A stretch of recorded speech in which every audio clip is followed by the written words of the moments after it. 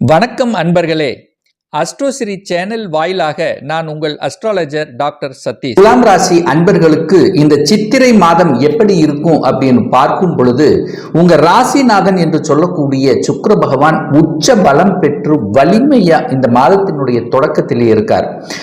இது ராசிநாதன் பலம் பெற்றாலே உங்களுடைய மனசு, எண்ணம், செயல், சிந்தனைகள் வலிமையாக இருக்கக்கூடிய அமைப்பு தான். ஆனா இந்த 11ஆம் தேதிக்கு அப்புறம், சித்திரை மாதம் 11க்கு அப்புறம் பார்த்தீங்கன்னா உங்க ராசிநாதன் 7ஆம் இடத்தில் அமர்ந்து கொண்டு உங்க ராசியை பார்ப்பது கூடுதல் சிறப்பு.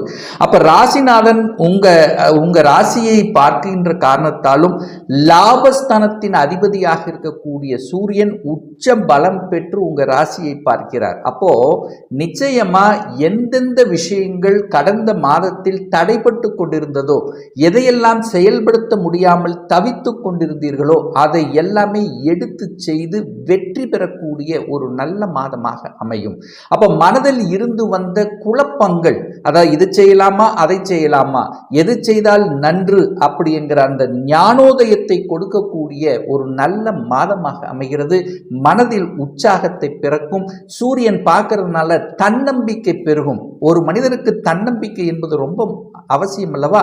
அந்த தன்னம்பிக்கை, தைரிய, வீரியம் பெருகக்கூடிய ஒரு நல்ல மாதமாக அமைகிறது இந்த துலாம் ராசி அன்பர்களுக்கு. அதே சமயத்தில் 10ஆம் அதிபதி, அதாவது தொழில் சார்ந்த விஷயங்கள் எப்படி இருக்கும் அப்படின்னு பார்க்கும் பொழுது 10ஆம் அதிபதியாக இருக்கக்கூடிய சந்திரன் இந்த மாதத்தினுடைய தொடக்கத்திலேயே 9ஆம் இடம் என்கின்ற பாக்யஸ்தானத்தில் அமர்ந்திருக்கின்ற காரணத்தால நிச்சயமாக தொழில் சார்ந்த விஷயத்தில் மேன்மைகள் நடக்கக்கூடிய ஒரு நல்ல மாதம். என தொழில் காரகன் என்று சொல்லக்கூடிய சனி பகவான் ஆட்சி பலம், உச்ச பலம், அதாவது ஆட்சி பலம், மூல திரிகோண பலம் பெற்று வலிமையாக உட்கார்ந்திருக்கார்.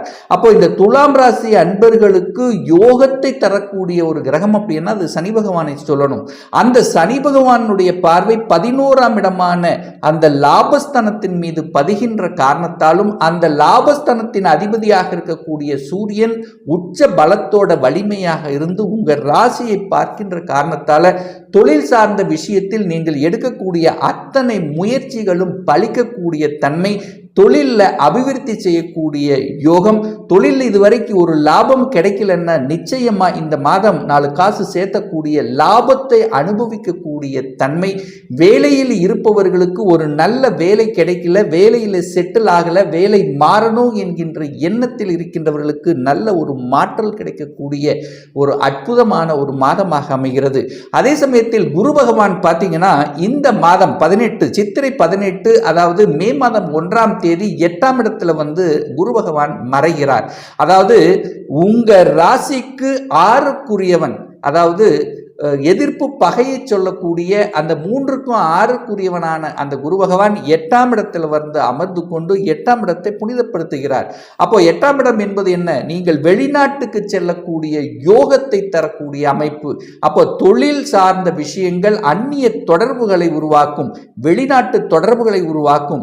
அதாவது ஒரு வேலையை அப்ளை பண்ணி காத்து கொண்டிருப்பவர்களுக்கு வெளிநாட்டில் வேலையாகவும் அல்லது அதர் ஸ்டேட், அதர் டிஸ்ட்ரிக்ட்ல மாற்றலாகக்கூடிய தன்மையை நிச்சயமாக உருவாக்கும். இதுவரைக்கும் ஒரு விசா அப்ளை பண்ணி விசா கிடைக்கலையே என்று ஏங்கிக் கொண்டிருந்தவர்கள், அல்லது வெளிநாட்டில் வேலை கிடைக்க மாட்டேங்குதே என்று நினைத்து கொண்டிருந்தவர்களுக்கெல்லாம் ஒரு நல்ல மாற்றங்கள், உங்களுடைய எண்ணங்கள் பலிதமாகக்கூடிய தன்மையை நிச்சயமாக உருவாக்கும். ஏன்னா வெளிநாட்டில் செட்டில் ஆகணும் அப்படின்னா அந்த 12ஆம் இடத்தை அந்த குரு பகவான், அதாவது இந்த சித்திரை 18க்கு அப்புறம் பார்க்கிறார் அல்லவா? அப்போ வெளிநாட்டு சார்ந்த விஷயங்கள் அல்லது வெளிநாட்டிலேயே இருப்பவருக்கு நல்ல செட்டில் ஆகலைங்கிறவங்களுக்கு அங்கே இருக்கக்கூடிய தன்மை, அல்லது அங்கேயே குடியுரிமைக்கு அப்ளை பண்ணி காத்து கொண்டிருப்பவர்களுக்கு குடியுரிமை கிடைக்கக்கூடிய தன்மைகள், இது எல்லாமே சிறப்பாக இருக்கக்கூடிய ஒரு நல்ல மாதமாக உங்களுக்கு தென்படுகிறது. அதே சமயத்தில் பார்த்தீங்கன்னா தனம் சார்ந்த விஷயங்கள் எப்படி இருக்கும் அப்படின்னு பார்க்கும் பொழுது அந்த தனக்காரகனான குரு பகவான் தனஸ்தானத்தை பார்க்கக்கூடிய நிகழ்வு அங்கிறது இந்த சித்திரை மாதம் 18க்கு அப்புறம் நடைபெறுகிறது. அப்போ நிச்சயமா தனம் சார்ந்த விஷயங்கள், பொருளாதாரத்தில் ஏற்ற தரக்கூடிய தன்மைகள், இதெல்லாமே உங்களுக்கு சிறப்பாக இருக்கக்கூடிய தன்மைகளை நிச்சயமாக உருவாக்கும். ஆனால் 8க்குரியவன் அந்த 2ஆம் இடத்தை பார்க்கறதுனால பொருளாதாரத்தில், அதாவது பணத்தை எங்கேயாவது கொடுத்து வச்சிருந்தேன், லாக்கா இருந்தது, அதாவது வெளிவராமல் தடுத்து கொண்டு இருந்தது. ஸோ இந்த மாதிரியான தன்மைகள் இருந்தவர்களுக்கெல்லாம் அந்த பணம் ரிலீஸ் ஆகக்கூடிய சந்தர்ப்பங்களை உருவாக்கும். குடும்பத்தில் ஒரு குழப்பமாக இருந்தவர்கள், கணவன் மனைவிக்குள்ள கருத்து வேறுபாடுகள் இருந்தது. ஸோ இந்த மாதிரியான பிரச்சனை, குடும்ப பிரச்சனை இருந்தவர்களுக்கெல்லாம் தீர்வு கிடைக்கக்கூடிய தன்மை இந்த சித்திரை 18க்கு அப்புறம் நன்றாக இருக்கிறது அப்படின்னு சொல்லலாம். அதே சமயத்தில் தன்னுடைய வாக்கு சார்ந்த விஷயங்கள் செயல்படுத்த முடியலையே, கொடுத்த வாக்கு நிறைவேற்ற முடியலே என்று தவித்துக் கொண்டிருந்தவர்கள் எல்லாம் நிறைவேற்றக்கூடிய வாய்ப்புகளையும் சந்தர்ப்பங்களையும் நிச்சயமாக உருவாக்கும். ஆனால் அதே சமயத்தில் பார்த்தீங்கன்னா, யாருக்கு ஜாமீன் போடுவதை தவிர்க்கணும் அப்படிங்கிறத மட்டும் ஆழமாக மனதில் வைத்துக் கொள்ளுங்கள். என 3க்குரியவனான குரு பகவான் 8ல் போய் மறைகின்ற காரணத்தால யாருக்கு ஜாமீன் கையெழுத்து போடுவதை தவிர்ப்பது நலம். 4ஆம் இடத்தை அந்த குரு பகவான் சித்திரை 18க்கு அப்புறம் பார்க்கறதுனால சுகஸ்தானத்தில் இருந்து வந்த தொந்தரவுகள், பிரச்சனைகள் அத்தனையும் விலகக்கூடிய தன்மை, தாயினுடைய உடல்நலம் சார்ந்த விஷயங்கள், தாயினுடைய வர்க்கம் சார்ந்த விஷயத்தில் இருந்து வந்த பிரச்சனைகளுக்கு தீர்வு கொடுக்கக்கூடிய ஒரு நல்ல காலகட்டமாக அமைகிறது.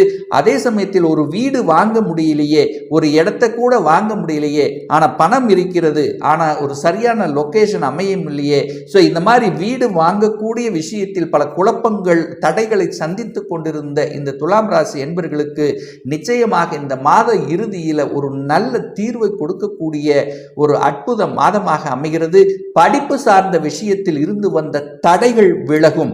அதாவது கடந்த வருடம் நான் ஏதாவது ஒன்று பண்ணியிருந்தேன், ஆனால் படிக்க முடியலையே, ஒரு உயர்கல்விக்கு போகணும் என்ன இருந்தது, ஏதாவது ஒரு தடை வந்து கொண்டு இருந்ததுன்னெல்லாம் இப்போ உயர்கல்விக்கு சென்று படிக்கக்கூடிய அந்த வாய்ப்புகள், சந்தர்ப்பங்களை நிச்சயமாக உருவாக்கும். குழந்தை சார்ந்த விஷயத்தில் இருந்து வந்த பிரச்சனைகள், தடைகள் எல்லாமே விலக காத்து கொண்டிருக்கிறது.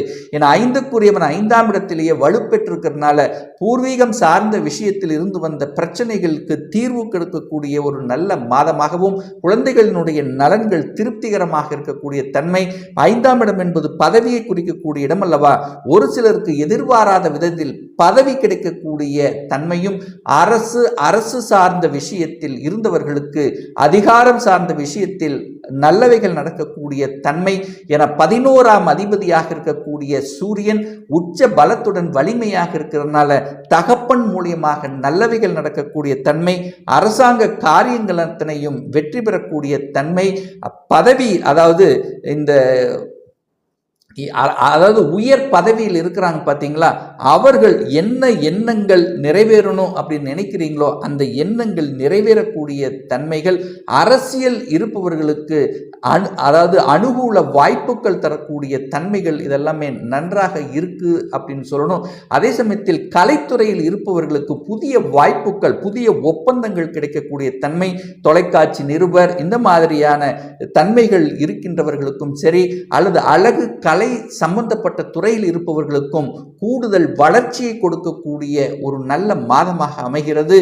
எதிர்ப்பு சார்ந்த விஷயங்கள், கடன் சார்ந்த விஷயத்தில் பகை, இந்த மாதிரி எல்லாம் விலகக்கூடிய வாய்ப்புகளும் சந்தர்ப்பங்களையும் நிச்சயமாக உருவாக்கும். தொழில் சார்ந்த விஷயத்தில் பல முன்னேற்றங்கள். நீங்கள் எந்த இஷ்ட தெய்வத்துக்கு சென்று வழிபடணும், பிரார்த்தனை வைக்கணும் என்று ஆசைப்பட்டு கொண்டிருந்தீர்களோ அந்த ஆசைகள் எல்லாமே நிறைவேறக்கூடிய வாய்ப்புகள், சந்தர்ப்பங்கள் இதெல்லாமே உங்களுக்கு சிறப்பாக இருக்கிறது.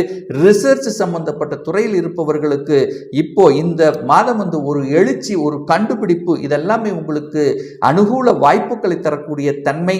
தகவல் தொடர்பு துறை, கம்யூனிகேஷன் நெட்வொர்க் இந்த மாதிரியான துறையில் இருக்கின்றவர்களுக்கு கொஞ்சம் கூடுதல் சுமைகள் அல்லது அலைச்சல் திருச்சல்கள் கொடுக்கக்கூடிய வாய்ப்புகள், சந்தர்ப்பங்களை உருவாக்கும். அப்போ இந்த காலகட்டம் கொஞ்சம் கவனமாக இருக்கணும் அப்படிங்கிறதையும் ஞாபகத்தில் வைத்துக் கொள்ளுங்கள்.